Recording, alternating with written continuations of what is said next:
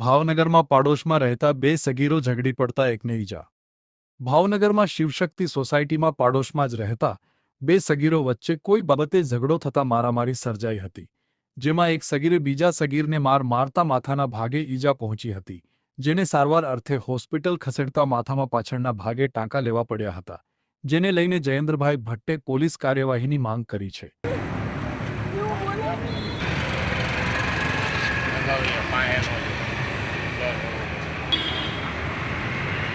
મારું નામ જયેન્દ્રભાઈ મુકેશભાઈ ભટ્ટ છે.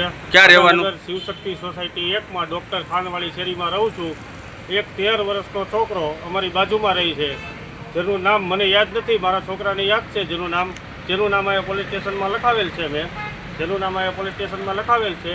અને સગીરના કાયદા મુજબ જે કાંઈ ગુનો દાખલ થતો હોય, જે કાંઈ સજાની જોગવાઈ હોય કે ન હોય એની યાર મને કોઈ નિસ્બત નથી. કદાચ સગીરને સજાની જોગવાઈ ન હોય તો કંઈ વાંધો નહીં, ક્રિમિનલ ચોપડેનો રેકોર્ડ દાખલ કરો અને જે કાંઈ એફઆઈઆર મારી હોય એ દાખલ કરો. બરોબર છે, એવી મારી આજે માંગ છે. કોણે માર્યું છે? એ છોકરાએ જેને માર્યું છે એને ધોકો મારી અને માથું ફોડી નાખેલ છે, જેને 4 ટાંકા આવેલ છે. જેમાં છોકરાનો ફોટો ન લઈ શકો એટલે પાછળથી 4 ટાંકા અને ટી શર્ટ જે લોહીવાળું બગડેલું છે એનો મેં ફોટો આ મીડિયાવાળા ભાઈને આપેલો છે.